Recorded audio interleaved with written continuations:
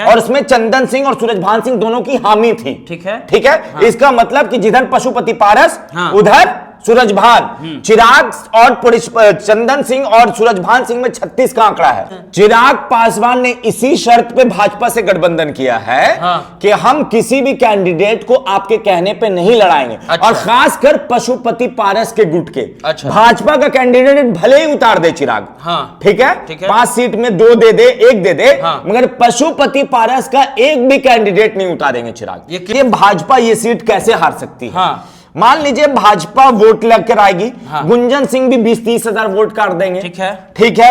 सूरजभान सिंह का भूमियार समाज में एक पकड़ है, इससे इनकार मोकामा नहीं है। लखीसराय पूरा हाँ। ये आप इनकार नहीं कर सकते हैं। हाँ। सूरजभान सिंह कितना भी कम वोट काटेंगे तो 50,000 से प्लस काटेंगे। हाँ।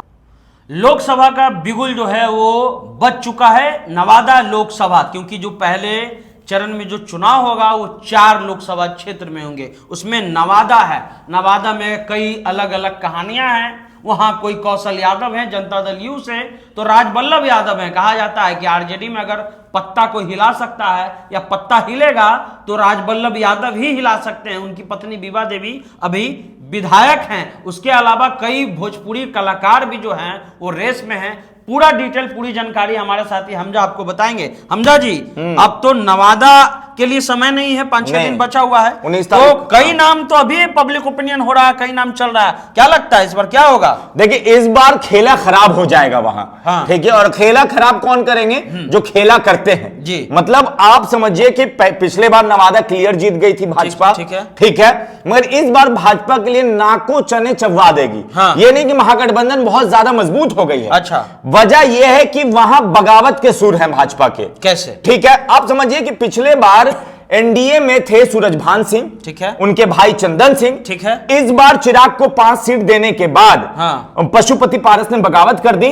और प्रेस कॉन्फ्रेंस दिल्ली का याद कीजिए, हाँ। उसके बगल में ठीक चंदन सिंह बैठे हुए थे, सूरजभान सिंह भी बैठे हुए थे। हाँ। इसका मतलब ये कि वो कहीं नहीं जा रहे हैं। ठीक है, वो रहेंगे। अब हम आपको बताते हैं, आपने नाम तो ले लिया कि गुंजन सिंह, शाहजानंद, चंदन सिंह, सूरजभान सिंह या फिर कौशल यादव, और ठीक है ये सारे लोग। मगर आप समझिए कि गुंजन सिंह को टिकट नहीं देगी भाजपा, ये तो क्लियर है। हाँ। एक तरह से हाँ। क्योंकि भाजपा ऐसे घोड़े पे रेस नहीं लगाएगी हाँ। जिसमें उसको हारने का डर हो। ठीक है। चंदन सिंह जाएंगे नहीं। ठीक है, ठीक है। हाँ। तो या तो कौशल यादव को मिले, हाँ। या ये जो है आपकी क्या नाम है इनका, पूर्णिमा यादव, हाँ। या फिर आपको शाहजानंद। हाँ। ठीक है। हाँ। या कोई भाजपा के बारे में कहा जाता है कि किसी को भी लैंड करवा दे भाजपा।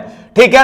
अब उधर से आइए राजबल्लभ यादव। तो सूरजभान को आप कैसे माइनस कर रहे हैं? कल का प्रेस कॉन्फ्रेंस, इसीलिए मैंने जिक्र किया, याद कीजिए कल का प्रेस कॉन्फ्रेंस। हाँ। सूरजभान सिंह कहां थे? हाँ। ठीक पशुपति पारस के बगल में। ठीक है। पशुपति पारस का लाइन याद कीजिए कि भाजपा समझे बुझे हमारे कार्यकर्ताओं में नाराजगी है। हाँ। और हम कहीं भी जा सकते हैं। हाँ। राजनीति करने वाला कोई फकीर नहीं होता। हाँ। वो अपना हिसाब देखता है। ठीक है। और उसमें चंदन सिंह और सूरजभान सिंह दोनों की हामी थी। ठीक है। ठीक है। हाँ। इसका मतलब कि जिधर पशुपति पारस, हाँ। उधर सूरजभान। चिराग और चंदन सिंह और सूरजभान सिंह में 36 का आंकड़ा है। हाँ। भले ही सूरजभान सिंह और चिराग के पिता में बहुत अच्छी दोस्ती थी। हाँ। मगर जब से पार्टी टूटी ना, चिराग मानते हैं कि सूरजभान सिंह की वजह से हाँ। टूटी।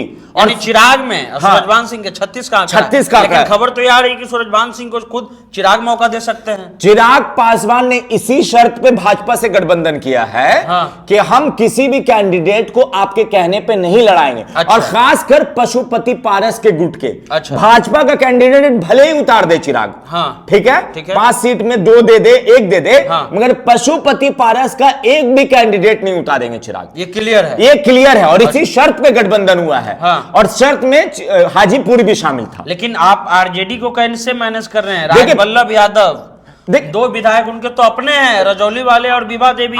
हम यही कह रहे कि इस बार वहां से महागठबंधन का पल्ला भारी है। हाँ। राजवल्लभ यादव, जिनके बारे में कहा जाता है कि पहाड़ उन्हीं का है। हाँ, पूरा ठीक पहाड़ है। नवादा खोल ठीक है। का। पहाड़ का एक भी पत्थर इधर से उधर होता है। हाँ। तो राजवल्लभ यादव को उनकी जानकारी होती है। हाँ। साथ में श्रवण कुशवाहा MLC एमएलसी का चुनाव लड़े हाँ। थे, हार गए। हराया किसने? राजवल्लभ यादव के भतीजे ने। ठीक है। ठीक है। हाँ। अब उसके बाद नीतू सिंह हिसुआ के विधायक विधायक उन्होंने हैं। कहा था कि हमको टिकट दे दीजिएगा तो हम भाजपा में भी चल जाएंगे। राइट, मगर कांग्रेस की, कांग्रेस की विधायक है नीतू सिंह। नीतू सिंह का चांस कम है क्योंकि कांग्रेस को ये सीट जाने से रही, ठीक है, तो नीतू सिंह का पत्ता कट गया। और राजबल्लभ यादव का कद इतना है कि उसको राजद इनकार नहीं कर सकती, तो राजबल्लभ यादव चुनाव लड़ेंगे। अब यहाँ पे समझिए भाजपा ये सीट कैसे हार सकती है। मान लीजिए भाजपा वोट लेकर आएगी, गुंजन सिंह भी 20-30 हजार वोट काट देंगे, ठीक है। सूरजभान सिंह का भूमियार समाज में एक पकड़ है, इससे इनकार नहीं है, पूरा ये आप इनकार नहीं कर सकते हैं। सूरजभान सिंह कितना भी कम वोट काटेंगे तो 50,000 से प्लस काटेंगे, मतलब गुंजन सिंह और सूरजभान सिंह मिलकर 1 लाख वोट काट देंगे, यानी भूमियार वोट में डाइवर्जन हो जाएगा, भूमियार इधर उधर बढ़ जाएगा। राइट, गुंजन सिंह भी अपर कास्ट से आते हैं, भूमियार से आते हैं, सूरजभान सिंह भी आते हैं। सूरजभान सिंह 70% 50% काटेंगे, 10% गुंजन सिंह काट देंगे, और भूमियार वोट जैसे ही डाइवर्जन होगा सीधा फायदा किसको होगा? राजबल्लभ यादव को। नहीं, यहाँ एक समीकरण ये भी देखा जा रहा है ना कि मान लीजिए कि राजबल्लभ यादव को मौका तो मिला लेकिन सीट नहीं निकाल पा रहे हैं, तो क्या इस बार कुशवाहा को चेहरा मिल सकता है? श्रवण कुशवाहा को चेहरा बनाया जा सकता है कि नहीं? देखिए बनाया जा सकता है, मगर राजबल्लभ यादव की उसमें हामी जरूरी होगी। अच्छा। आप समझिए कि बिना हामी के एमएलसी को श्रवण कुशवाहा को मिल गया था, क्या हाल हुआ? कुछ ही वोटों से हारे, ठीक है, हार गए, और इनके भतीजे ने जीत कर बता दिया कि गढ़ हमारा है, इलाका हमारा है, अगर आप जश्न मनाना चाहते हैं तो हमारी मर्जी लीजिए, ठीक है। अगर राजबल्लभ यादव को नहीं भी मिलता है, श्रवण कुशवाहा को मिलता है, मगर राजबल्लभ यादव ने खुलकर साथ दे दिया, ठीक है, तो ये सीट राजद के खाते में आराम से जा सकती है। अंतर 1,48,000 का ही है, 1,48,000 का। और उस टाइम भी सोचिए कि मोदी लहर, पुलवामा लहर, पुलवामा लहर, और उसके साथ नीतीश जी का गठबंधन, साथ में सूरजभान सिंह का उधर होना, ठीक है, ये सारा कुछ आप देखिए, ठीक है। अब 70,000 वोट कटता है तो 1.5 लाख का नुकसान होता है, ठीक है, आप उसको डबल आंकड़े में देखिए। तो ये जो गणित है ना, वहां पर केमिस्ट्री सेट हो रहा है। और सूरजभान सिंह, यहां तक पता बात चला है कि सूरजभान सिंह और पशुपति पारस ने कसम खाई है कि हम वहां कैंडिडेट उतारेंगे जहां जहां चिराग का कैंडिडेट होगा। अच्छा, ये भी एक समीकरण। हाँ, जैसे 2020 में चिराग ने नीतीश कुमार के खिलाफ उतारा था, वहीं। और आपको यह बता दे कि जदयू का पूरा समर्थन इनडायरेक्ट वे में उनके कार्यकर्ताओं का, भले ही नेता कहे के साथ है, नहीं कहे, खेला होगा।